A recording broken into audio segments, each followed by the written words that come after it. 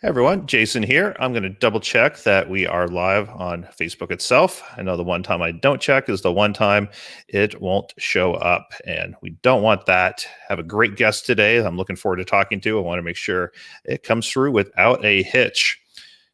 And there it is. We look good to go. So, hey there. I'm Jason Logston, and this is Makin Bacon. We're all about helping you serve your fans, grow your income, and get the most out of your blog.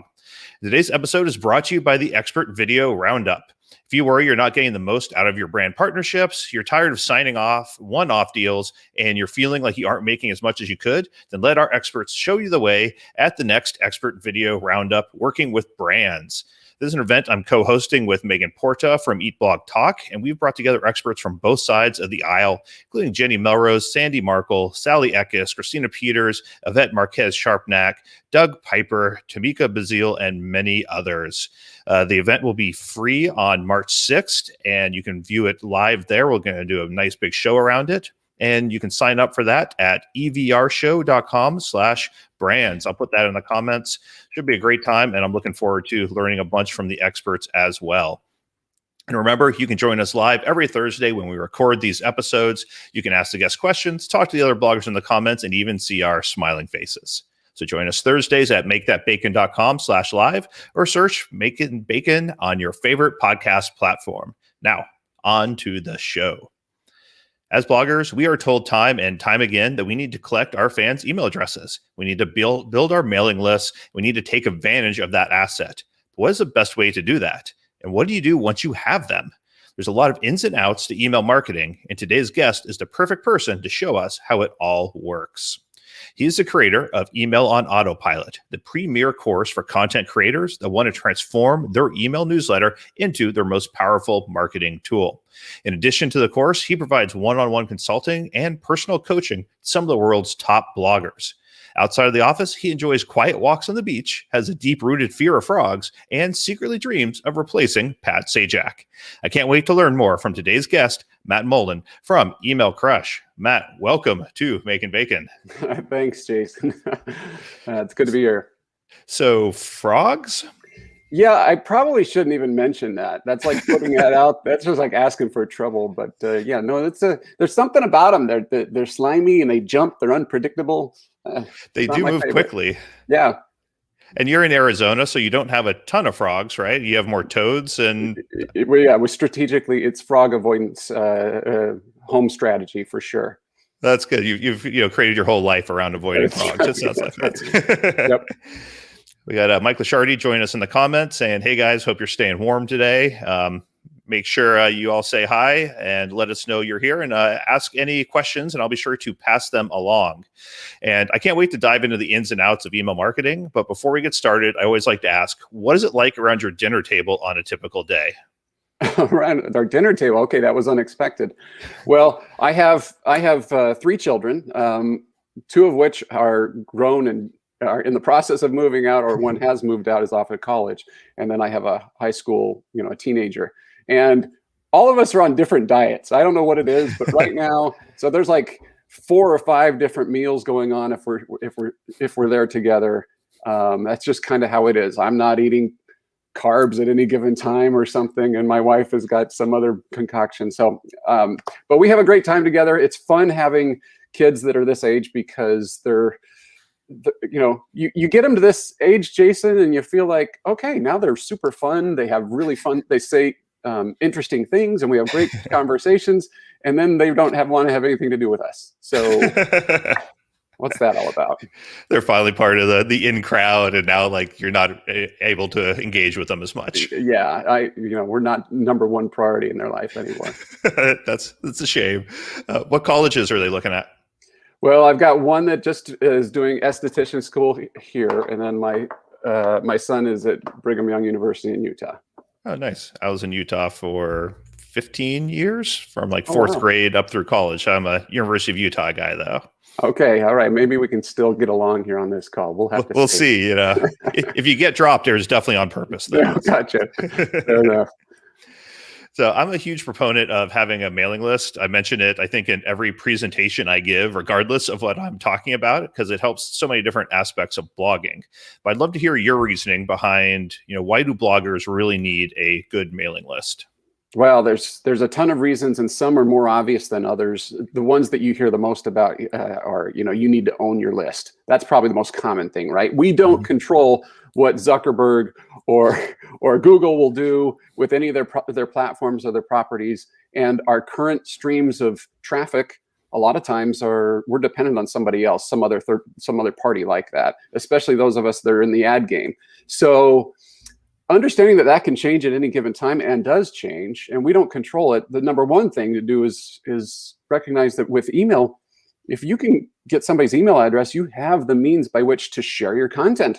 I had this happen. My wife and I have a side hustle that is in the Disney cruise space, and guess what happened? March 15th of 2020 to our traffic. At that time, all traffic was gone except for searches for how to cancel a Disney cruise.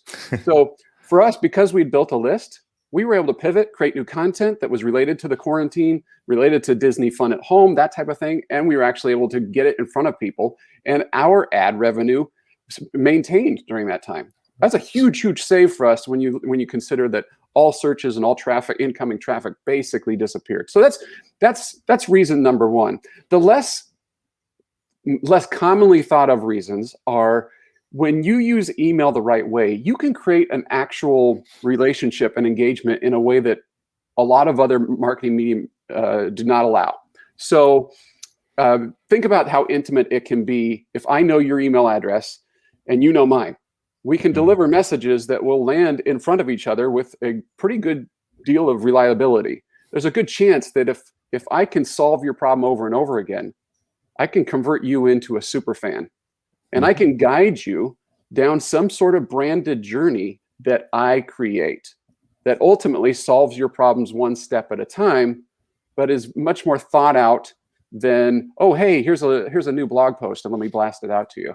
And so all of those reasons, along with, of course, the ad game is changing here soon with third-party cookies going away or being modified, and whatever's going to happen there. I'm not an expert in that space, but email is being talked about as a way to identify people who visit our websites, and then ultimately help us to enjoy ongoing strong ad revenue. So there's so many reasons why, and if you're ever going to sell anything beyond just making money off of ads, man, the list is where it's at.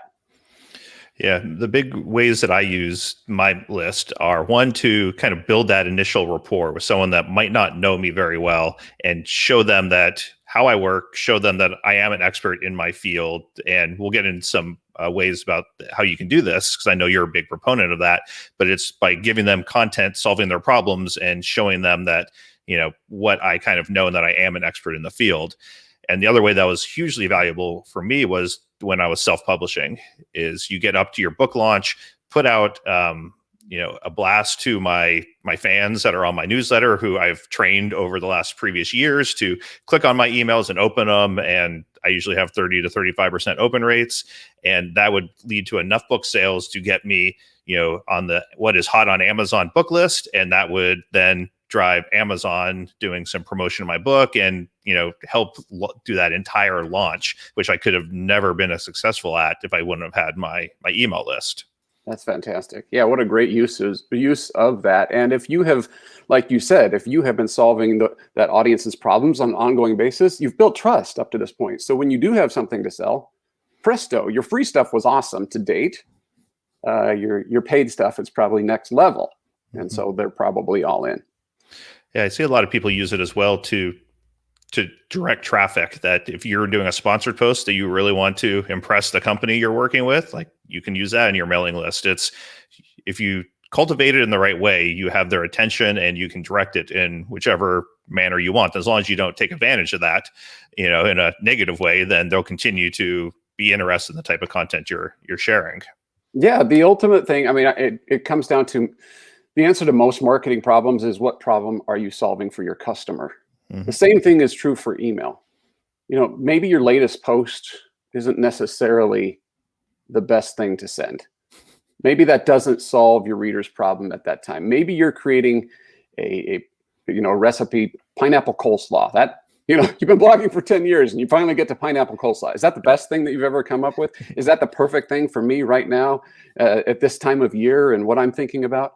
Maybe, maybe not. If it's not, then think through what problem are you solving and use email to do that. And, as a general rule of thumb, that's going to get you much, much further, have better engagements, better opens and clicks, longer subscribers, super fans. I think it was Doug Levy that said, every time you communicate with your audience, make sure that you know exactly what you're trying to communicate and what you're trying to accomplish through that. And I think a newsletter is something that falls through the cracks a lot, that it is like, oh, here's my latest post. It's not, what do I actually want my audience to do right now? And how can I communicate that with them?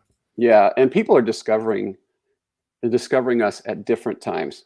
So, if you're getting any sort of traffic right now, and have for some time, there's people at every different step of the journey. So being able to use email to cater to people at where they are and how much they know about you. This concept of pineapple coleslaw, sure, the person who's been with you for a decade is ready for your pineapple coleslaw. But what you probably have for a new subscriber, you probably have some stuff that you would stack rank much higher than pineapple coleslaw. There's nothing wrong with pineapple coleslaw. I don't know why I'm picking on that. Well, why do you hate pineapple? Yeah, it's a typical BYU, dad thing. That's hating pineapple coleslaw. That's right. It's the food of frogs, probably. That's right. Mike Lashardy asks, what is considered a good, in quotes, open rate for emails? Okay, so for Mike and for everybody else, the answer, as it is with most marketing things, is it depends. Okay, so let's think through the factors. The factors for a good open rate are: how did you acquire that subscriber? How many do you have? How frequently do you communicate and send emails? How on point is your topic? How general or how narrow is your topic? So in my world, for example, I can tell you that I can send an email to my Disney cruise segment, and it's going to get a much, much higher open rate than my general Disney fund. That's why I'm really reluctant to say what's a good open rate. If your means of growing your list is Visa gift card giveaways, I'm going to tell you good luck with your open rate. But if you're going super duper narrow and you're like, subscribe for air fryer updates, then those people are probably going to open a ton of them, but you're not going to get a lot of people in there, right? So that was me punting a little bit, Mike. It's a tough one to answer. I get that one quite regularly. The best thing is do better than what you did. It's like, your own personal record. How do we keep improving over what we have? Do I need to prune my list out? Is my list engaged? If they're not, they're probably cold and it's time to move on. And you can increase your open rates and probably your deliverability as a result of doing that too. So it's a bigger question. And Mike, it's tougher to answer that unless we go into your particular circumstance. So you mentioned a few ways to get people to sign up. What are ways that you have found to be effective to kind of maximize the amount of people you're getting in that are relevant? Like you said, it's easy to get people to sign up, give them $100, gift card, but they're never going to click on anything. And Right. if you go super niche, people will love it, but you're only get a handful of people. So what have you found is a good balance between those? Sure. So the thing to understand is that your existing traffic is your number one source for list growth. Okay, that's the easiest way to grow your list. Is if you're on here and you're just getting started, take heart. As the traffic comes in, you'll still be able to maximize it. But if you have any sort of traffic coming in right now, or you have eyeballs on a social platform, that also works. The idea is to have exchange. We're all familiar with this concept of a lead magnet, right? Where you're just giving something of value in exchange for an email address. Well, there's lots of different types of lead magnets. There's printables, there's ebooks, there's courses, there's challenges. There's all sorts of different things, and I've used them all. I like them all. But the challenge, the difficulty that you have with many email hooks or many lead magnets is many of them are not quite. Sometimes they cost too much to make, or they require a certain level of skill to make. Maybe take a lot of time to get out there, or maybe they're just not that great at attracting your target reader, the one that you really can serve best. That's why I use most frequently, especially in the food blogging world, I use a concept called a quick start guide. Now, before I dive into that, let's take a step back. Somebody who's landing on a food website quite frequently comes from a search. Google, Pinterest, whatever. That person is hungry. That person is in what I call transaction mode. She does not care about you. She does not care about your logo. She doesn't care about your URL. She knows that the next time she gets hungry, she can go to Google again and get a reasonable result, because that's what Google does. So when she's consuming your recipe, one of the great things to do is to introduce a quick start guide at that time, whether it's a pop-up or some sort of form. And the idea here is that you can use your existing content to create a 3 to 5 part email series. Now, in this series, it might be, let's say somebody's landing on a cake recipe. You could have, my secrets to delicious baked goods, my secrets to amazing desserts. Obviously, that we could do much better than that as far as the titles, but you get the idea. Then over the next 3 to 5 days in a row, that person can get secrets or tips from you that are mostly the recipes to bring them back to your website, so that they go from not knowing who you are, that over 3 to 5 days in a row, they've received an email from you. Think about that. This person who didn't know you at all, it was a Google or Pinterest search, has now given you permission to be in their inbox for 3 to 5 days in a row. Powerful. And so that's how you can convert that person from not really knowing or caring to all of a sudden going, oh, wow, Jason's got some great stuff. I love his recipes. And every time he emails me something, there's a little nugget in there that's fantastic. So in the food world, I use the quick start guide pretty regularly. And I teach the ins and outs of that in the course, the details of exactly how to set it up. But you don't even need me for that. It's pretty straightforward if you just adopt this type of concept. My Amazing Food Made Easy is all about sous vide, and the main lead magnet that we're pushing right now is literally called the Sous Vide Quick Start Guide. That it is exactly what you're talking about. That it's, I think, 7 emails.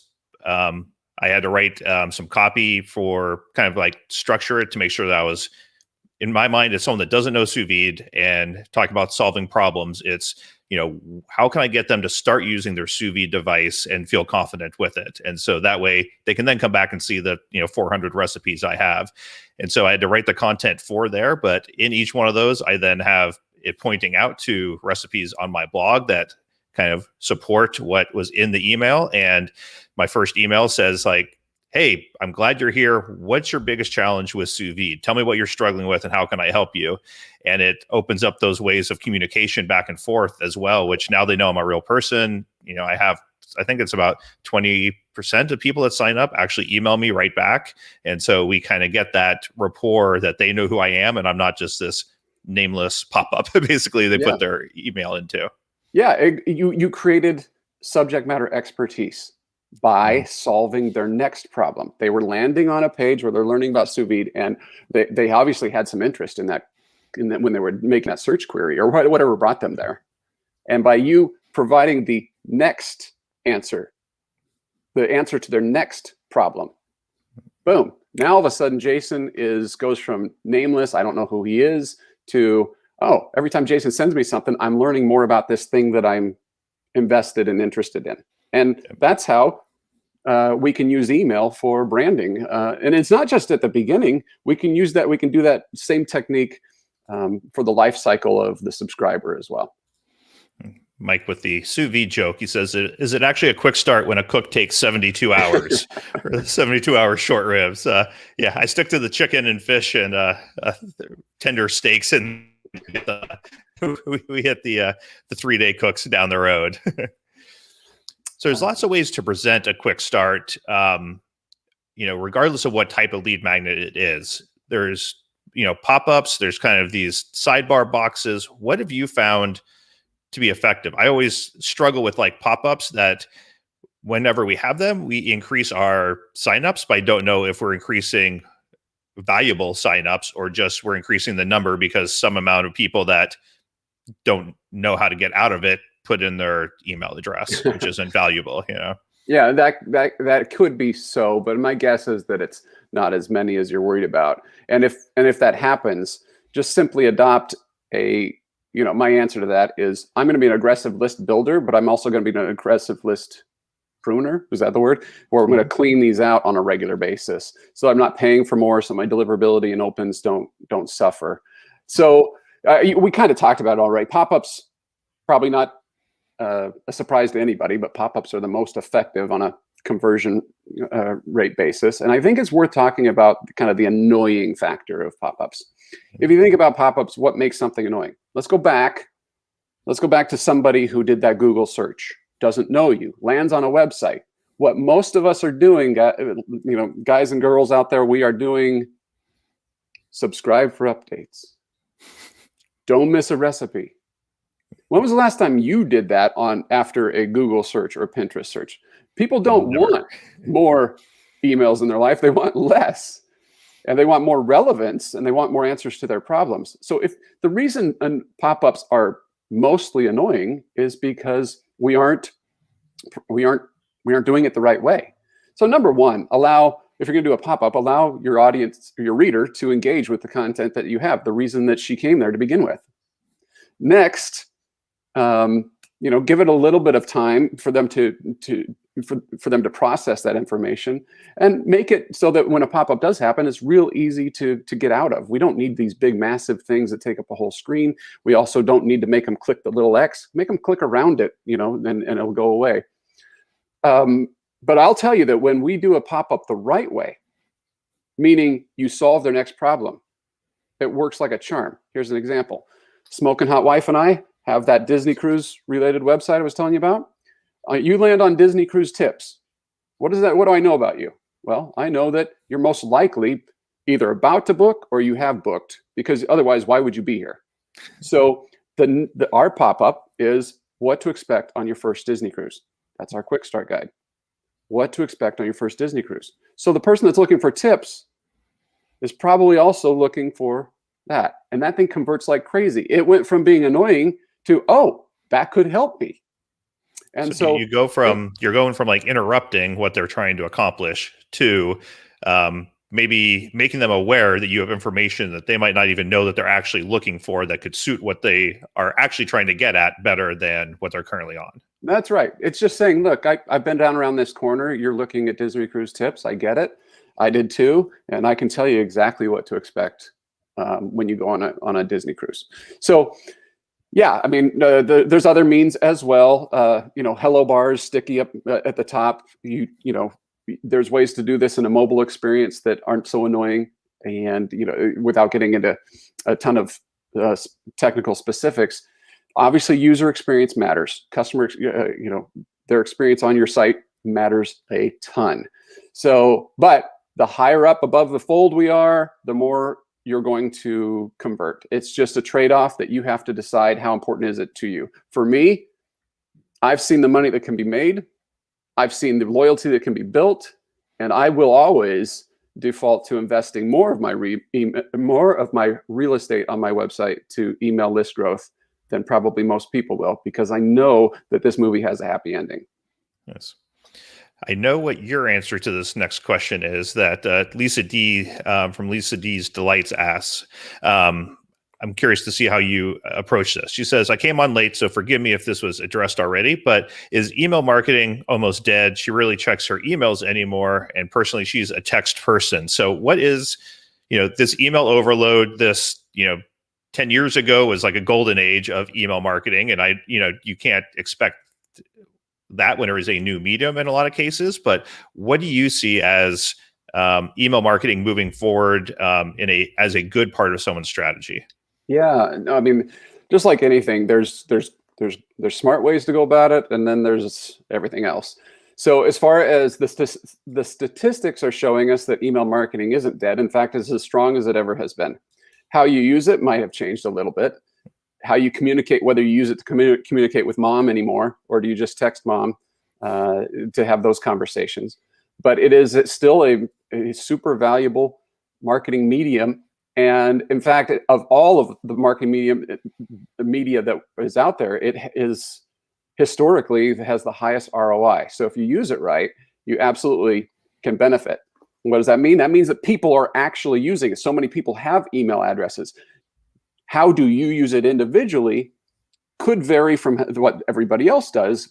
But for the most part, if we are able, like I said, to provide emails that solve a reader's problem over and over and over again, have compelling subject lines to get people to entice them to open, you're going to have much better success. So if you're looking at it from should I bother to invest in it? I guess it depends on your goals. If you like repeat traffic, sure. If you like to sell stuff, sure. If you like to establish yourself as a subject matter expert in a super highly competitive space where the barrier to entry is, I mean, anybody with a laptop can become a food blogger now, then I highly suggest that you spend some time and invest here. But I certainly understand that, and I get that quite regularly. Well, my kids don't even use email. Well, you know what? I've had a daughter that has just gone into the career workforce who was never into email. All of a sudden, she has to use email just like the rest of us. But yes, she was a Snapchat kid, right? Text everywhere. But and email is huge in corporate America. And for most of us, our target demographic is not teenagers. It is people that probably are in corporate jobs, have, or small businesses, like people.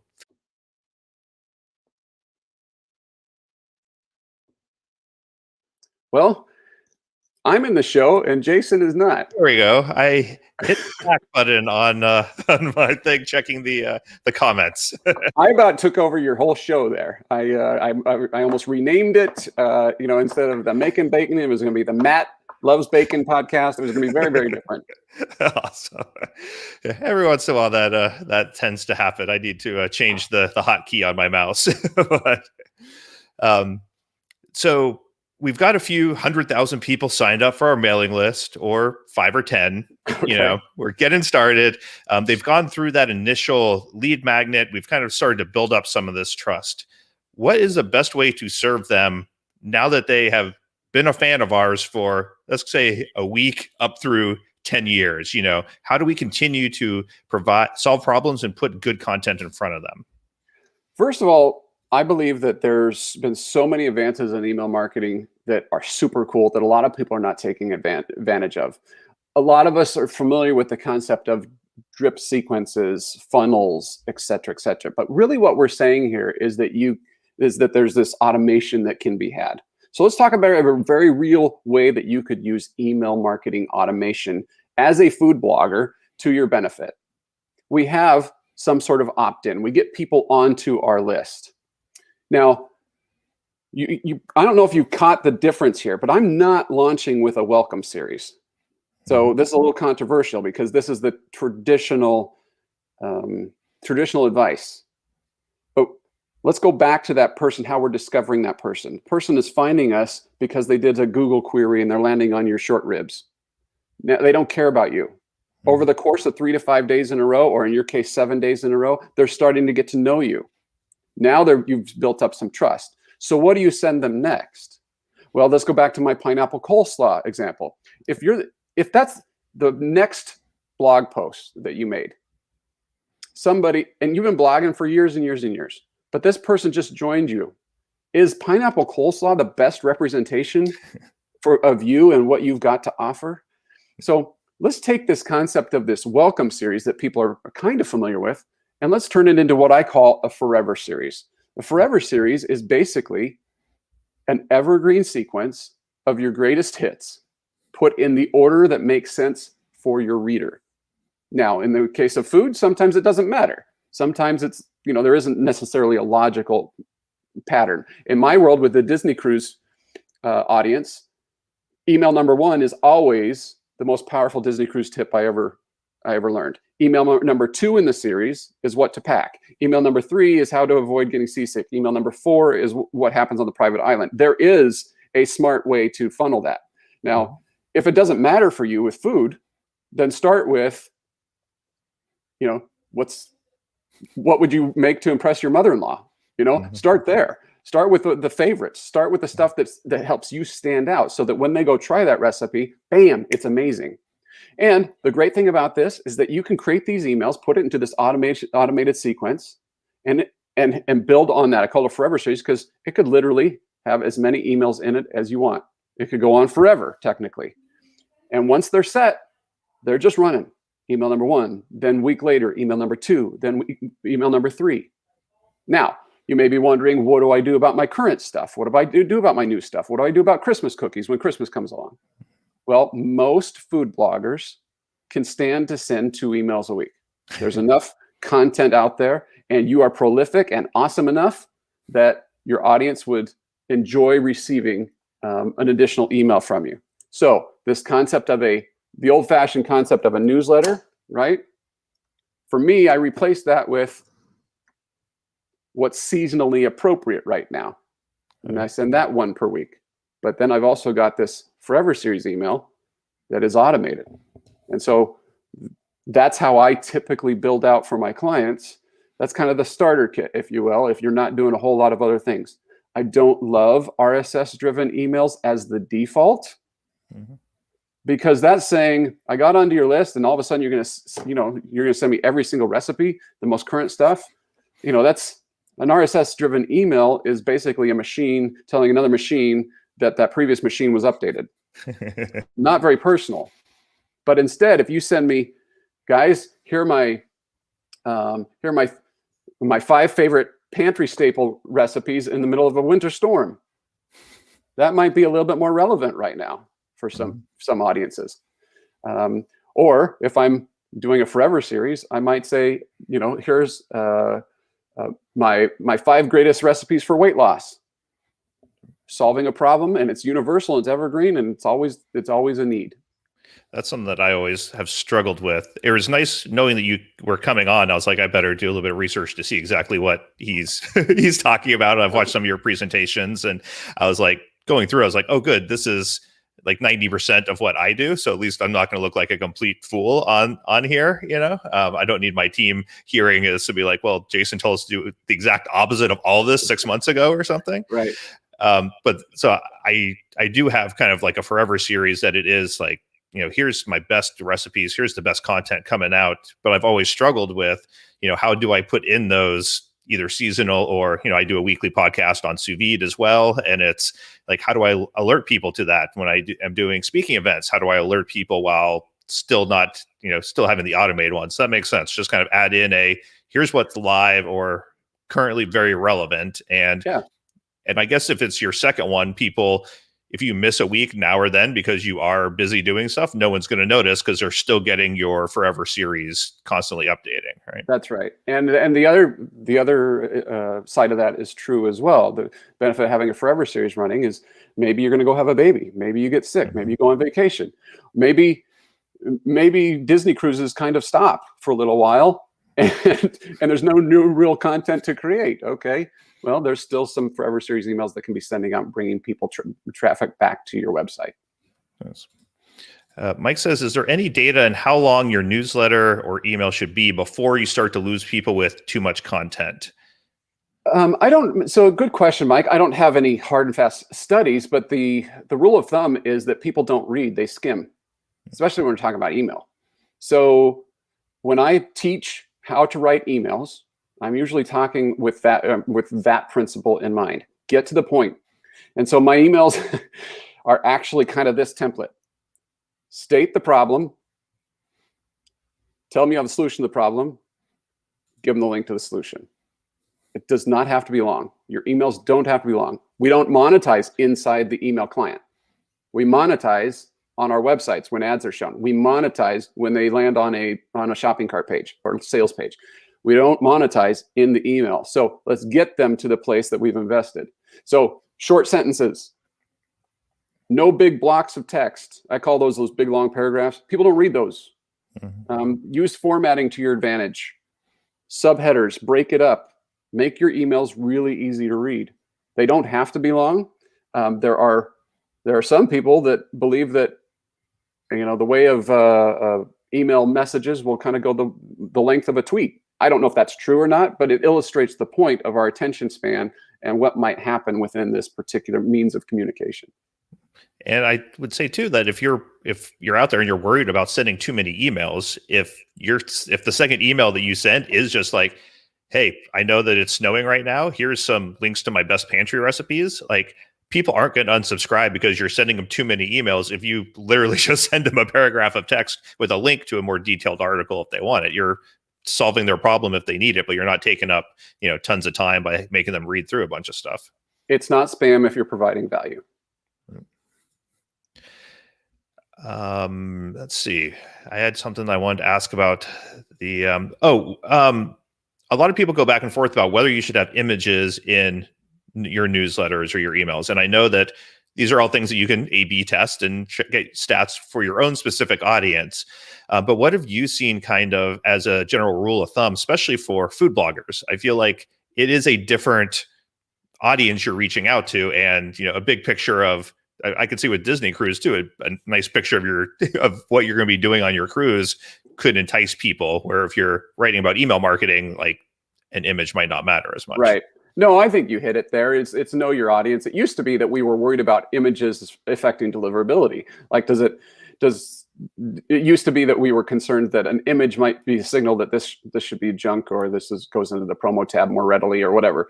We're just not as worried about that anymore, because it's more about your sender reputation that guides those things. So, having said that, let's still keep in mind a couple of rules of thumb. Well, with food, people eat with their eyes first, usually. So, and if you've invested all this time and energy and money into great food photography, it'd be nice to include that in an email, but we don't need to overdo it either.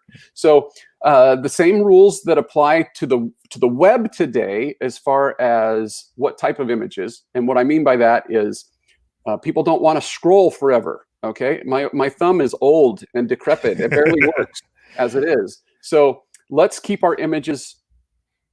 They don't need to be magazine size. Okay. Mm-hmm. So I typically recommend, 400 pixels wide, maybe a horizontal or landscape image instead of a vertical portrait image, mm-hmm. or a square is a good second best. And just make it easy for people to scroll through, still get the concept, get the image, and then click through. So yeah, great question. But I use images all the time, but we don't need to go hog wild crazy either. You mentioned in your series having good email subjects. That's something I always struggle with. I don't know the best way to approach it. And I feel like this is even in when I'm just like emailing somebody, I overthink probably what my subject is when I'm sending a potential podcast guest an email. I'm like, oh, what should this subject be? What have you found to be subjects to pull people in without misleading? Okay, so rule number one in the food blogging space is words like vegetables don't get opened, and words like chocolate chip cookie do. Okay, I'm only partially kidding there. I've not done a deep dive on the science on that one. Here's my subject line formula that I like the best. It is curiosity plus self-interest. So if you put that as a little sticky note right here on your machine, and then every time you make a subject line or you brainstorm subject lines, use that as a filter. If you said, let's go back to my pineapple coleslaw. If I said pineapple coleslaw, which quite frequently is the RSS subject line driven, that's created from the RSS feed, right? Yeah. And I'm getting that email at 7 in the morning. When was the last time you had a hankering for pineapple coleslaw at 7 in the morning? Delete, moving on. But if the subject line instead says, what I make for every family barbecue, or my family's favorite side dish, now we're tapping into something more than just, do I like pineapple coleslaw? We're tapping into what the additional problems are it solves. And there's a little bit of a tease factor there that I need to know what this is.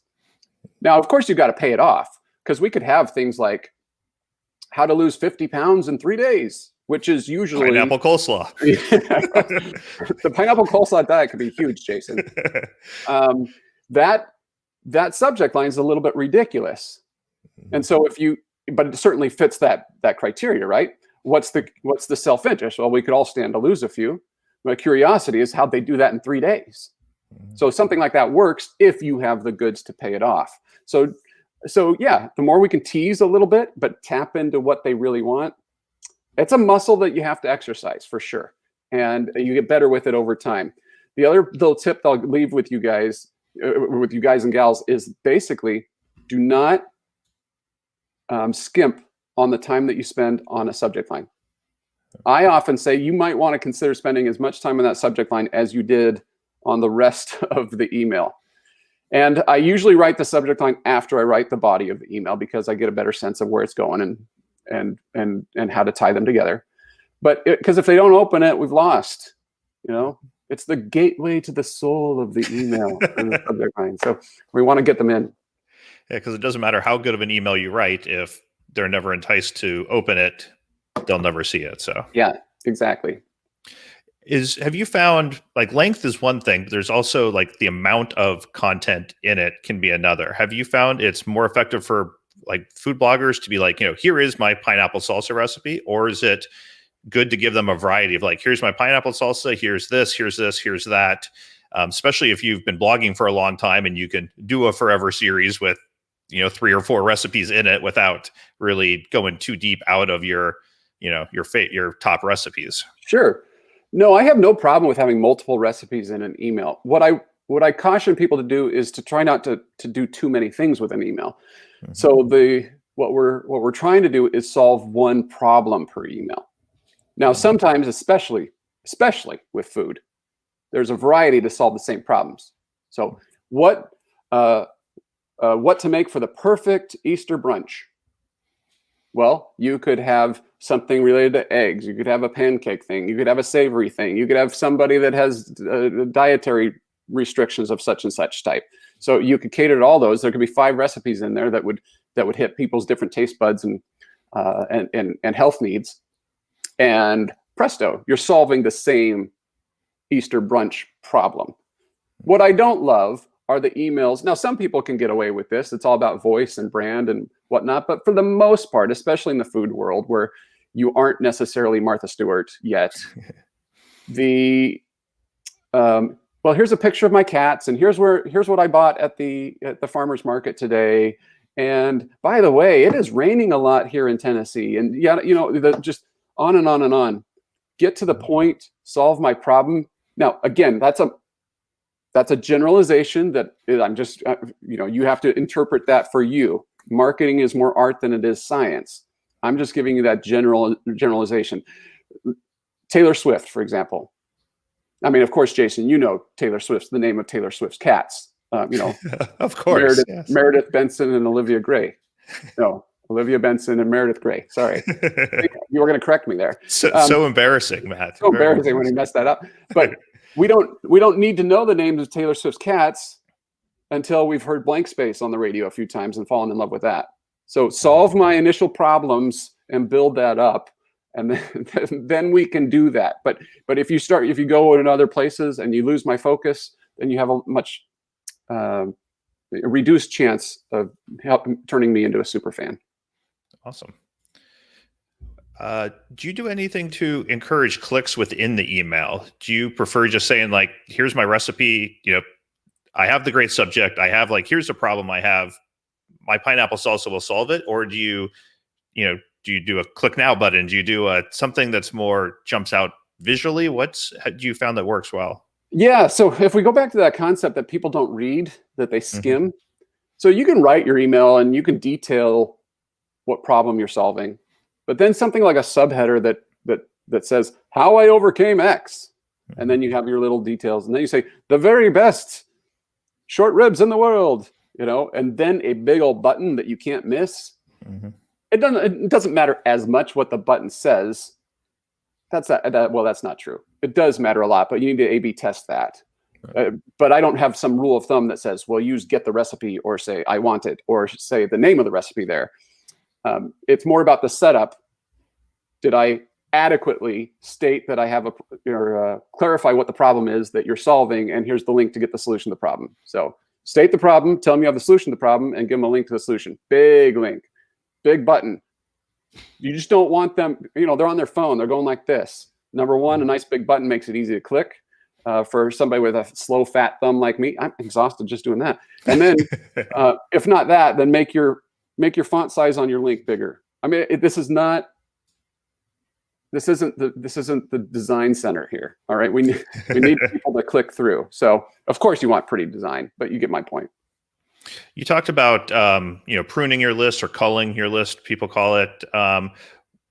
I do mine every 6 to 12 months and basically remove people who haven't opened any messages during that time. Like, is that good? Am I way too slow, too aggressive? Like, how do you find a good way to kind of maintain your list of people that want to hear from you without, kicking someone to the curb that maybe, to reverse your example, had a baby and are like, well, I don't really care about, your party emails right now because I'm not doing anything for 3 months, but might be interested again down the road.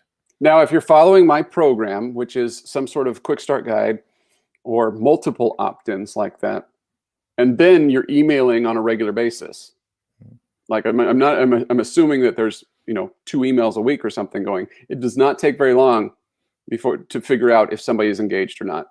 So yeah, again, the answer is it depends, and it depends on what your goals are. If your goals are you want to build up a nice big list so that when you sell something, that you've got a bigger audience that they have a chance to fog a mirror and maybe pull out their wallet.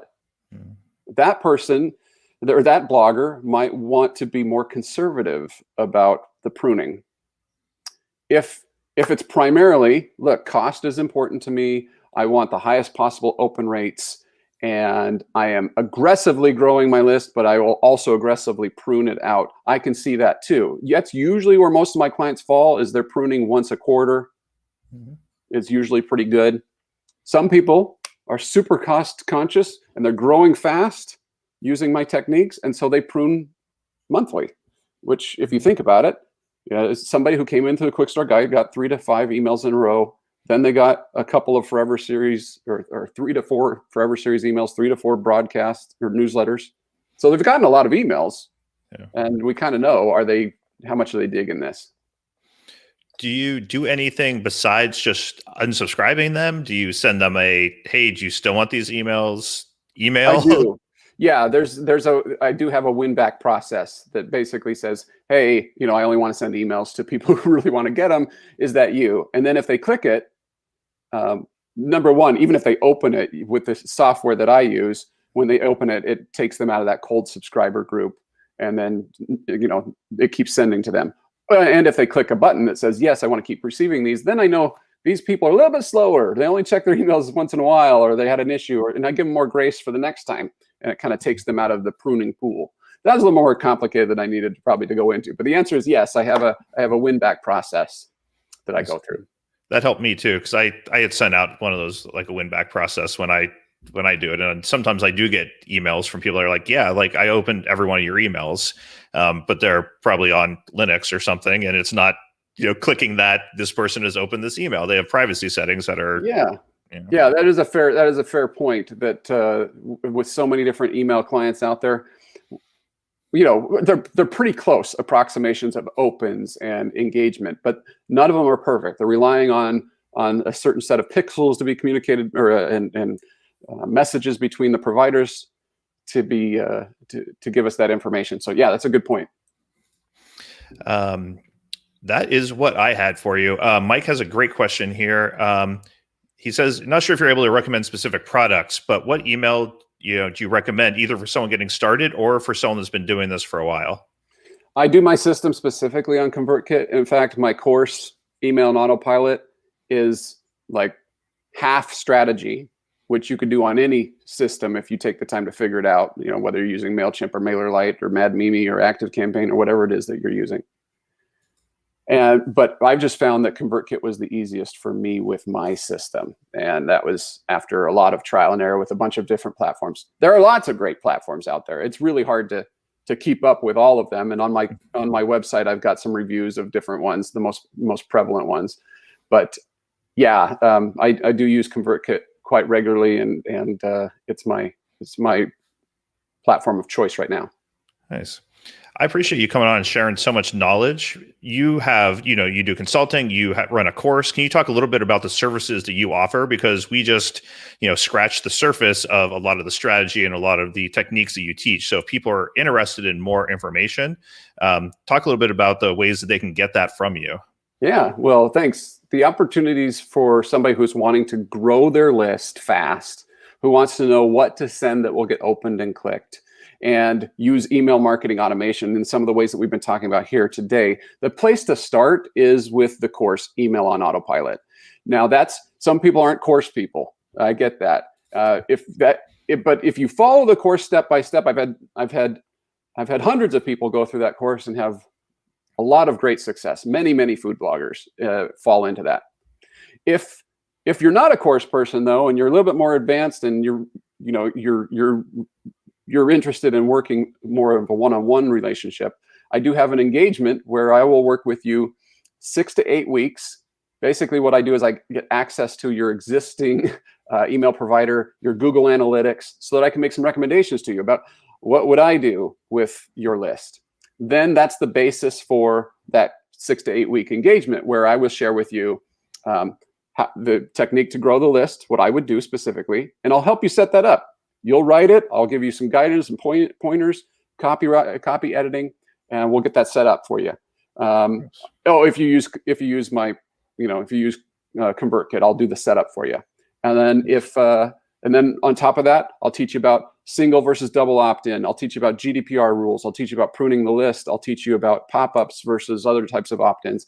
By the time we're done, you'll have a sparkly new system where hopefully your list is growing fast, and you know what to do with it now. Now that when you're in the shower and that magical idea chamber, you've got ideas for your business, you know how to use email to affect that.